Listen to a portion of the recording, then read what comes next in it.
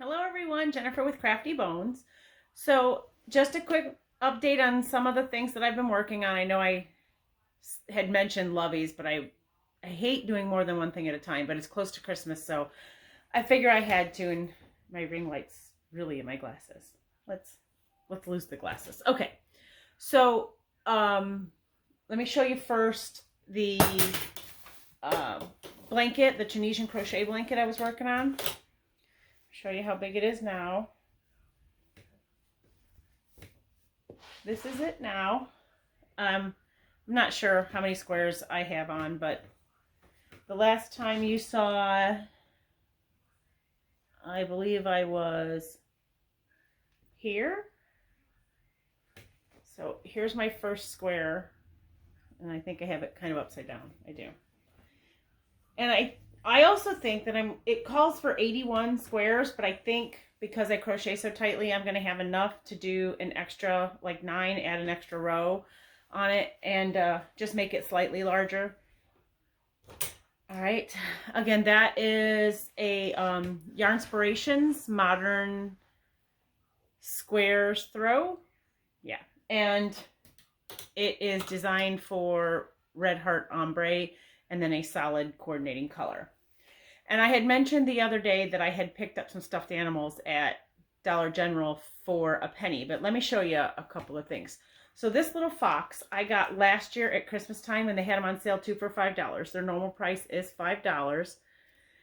So 2 for $5, that's what I got them for. But when they had new stuff come in this year for Christmas, last year's Christmas stuff went on sale for a penny. So I got him.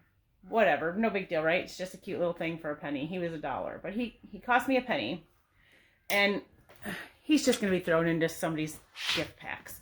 But I got 2 more foxes, and I made Loveys for them. So this little fox was a penny, and I made this Lovey for him.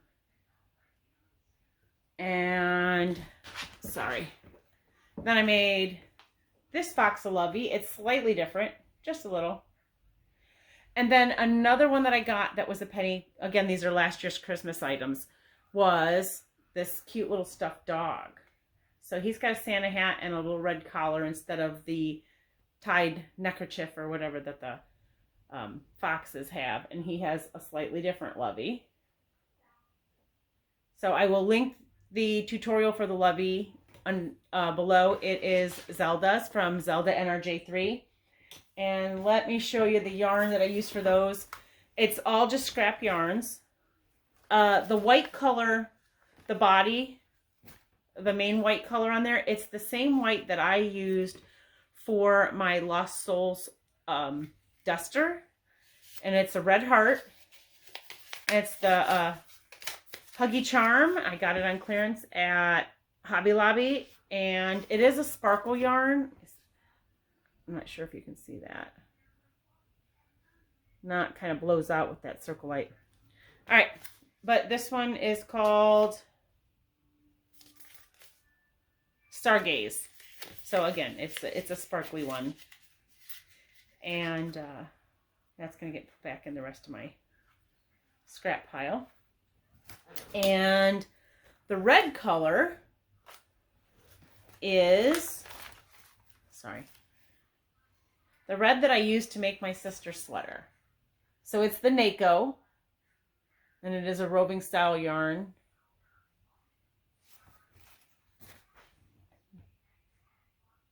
It's shiny as well, but it doesn't have actual sparkles in it.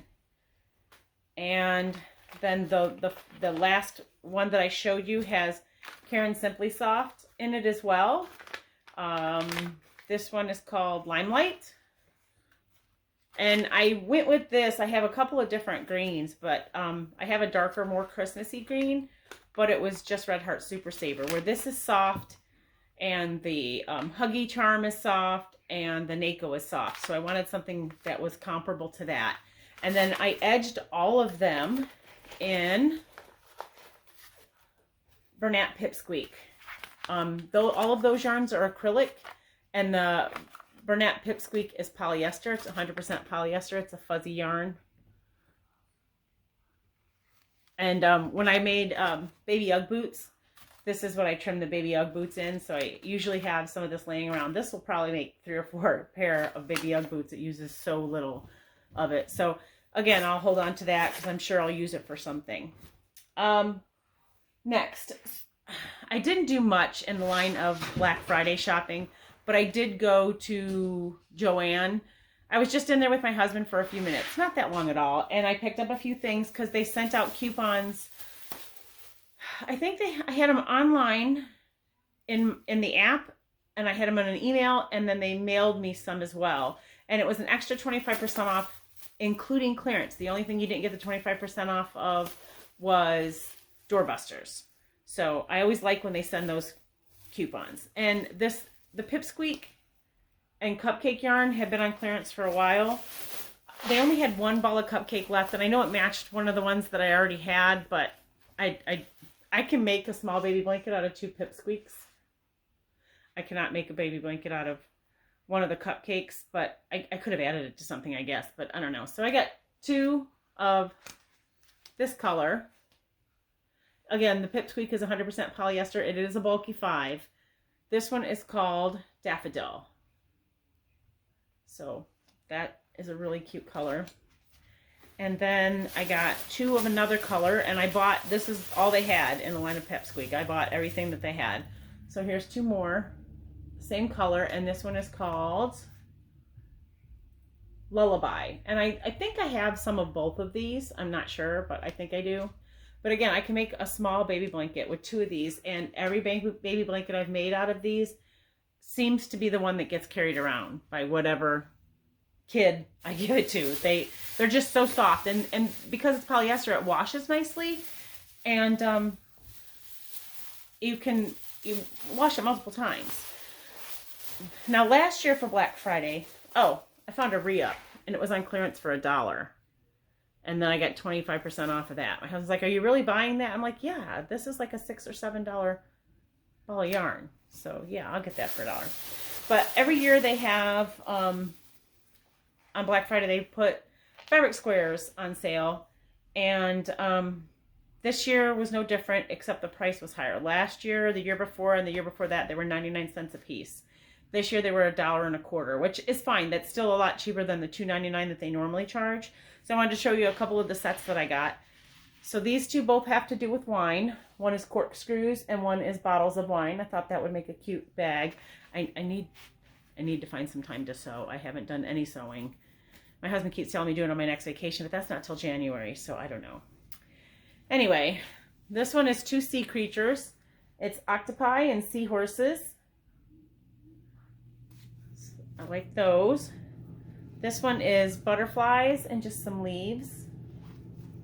But I really like that butterfly one. This is a gingham check and a flower. The colors are really, really similar in there. I try to buy sets that'll match so I don't have to try to find something to match them later. And I think because these make smaller bags, what I might do is buy some basic cotton solids, and then I can make bigger bags and use these as the accent colors. But so this one is polka dots and flowers. This one reminds me of just something very Art Deco, like the Chrysler Building. And then this is what I got to go with it. I don't think flowers and birds really go with the Art Deco, but this I figured would be a really cool fabric, and this had the same color scheme. So then we have some different purples. And I got this one, and it's all by itself, and I don't know why I got this one all by itself. I must have forgotten to get it a mate, because I know I was walking around trying to find mates for everything. And then I really liked this one with its toucans and parrots and butterflies, and then I got this blue to go with it. I thought that looked really nice together. I tried different greens, and none of the greens sort of really went with that, so this blue just made that butterfly pop, and I just liked it. And then there's also like a little flower here that it makes pop. But those are the fabric squares that I picked up, and now I really want to go back and find a match to the purple stripe. It looks like tire tracks. But I don't know, I have a lot of fabric squares upstairs. I really don't have to do that. So that's what I've got today. Just 3 finished objects, the 3 Loveys. The Tunisian crochet is moving right along. It's rough on the wrists and hands. I did switch back to the long Tunisian hook. I'm still having difficulty with the cable that comes off of the shorter Tunisian hook. It's always turned the wrong way, and it makes the hook rotate in my hand. So I'm trying to hold it with the hook down so I can pick up a stitch and then, you know, go through the stitch and yarn over, through the stitch and yarn over. And what I'm finding is it keeps rotating. And when it does that, I can't yarn over well because the cable hits me. And if I tried it with the hook up, and I can't pick up the yarn once I can go through the stitch okay, but I can't pick up the yarn to pull it back through. I don't know. I think I'm complaining too much about the Tunisian crochet. What I want to do, I think, is get a larger one, because the 6 is nice, but it's so tight. It is so tightly crocheted. I mean, you really can't see through it. It's that tightly crocheted. So I just think that it would go so much quicker if it was a bigger hook, because the squares would be bigger and I wouldn't have enough yarn to do 9 more or however many more. But I don't know, my first foray into Tunisian crochet. So I'm making it work, and I know I have another set in this color and another, I think the gray, the anthracite, I think it was anthracite. And so I really want to get more speedy at it so that I can complete the other blanket quicker, because I did those 3 Loveys in less than a day of still doing all my normal stuff, you know, still doing laundry and still going to the grocery store and still putting the dishes away and washing dishes, and I still managed to get 3 Loveys done in less than 24 hours. And that's something for me, because I don't typically have a lot of free time. So it frustrates me when it takes that long for a project. And the only other thing that ever frustrated me that much was the Bavarian stitch, because it was one color, and you have to do the same thing. It takes 2 rounds around to make 1 row, because it's like chains all the way around, and then you have to crochet around the chain. Where Tunisian crochet, you make a pass one direction and then you have to come back, and that's considered 1 row. A pass forward and a pass back is 1 row. So I think that's the same thing. I feel like I'm doing twice as much work, because it doesn't take any more effort for me to do double crochets all the way across. It's still quicker for me to do that than it is to do singles all the way across and then singles all the way back. So I don't know. If you want to try something new, absolutely try it, because it is interesting. And I've seen some really cool patterns on Naztazia.com. She does one that looks like strawberries. It's really cool. And I think, if I remember, I'll link it below. But try it. You never know. If you can find a hook for a decent price, just try it. Even if you just make squares, you can then attach them by sewing rather than attach them as you go. But I will say that this is 15 stitches in either direction. And when you're doing, this is called a mitered square. And when you do the mitered square, it has to be an odd number. So I do 31. So it's 16 down this way and 15 this way. And then the first stitch in the center here, you stitch 3 together. So then you end up with 28 for the next row. And then you stitch 3 together and you end up with 25. So it takes you all the way down till you have 3. And then when you have 3, you pull through all of them to make 1. So, but that's just this pattern for Tunisian crochet. Again, the mitered corner, or the mitered square, I'm sorry. So there are a lot more interesting patterns that I'd be interested in trying that would probably hold my attention better, like the strawberries, because it's 2 different colors. So you make a pass in one color and the pass back comes back in green, and you know, so I want to try those, but I want to get through this first. But thanks for stopping by and checking out my whips and my finished objects, and happy crocheting!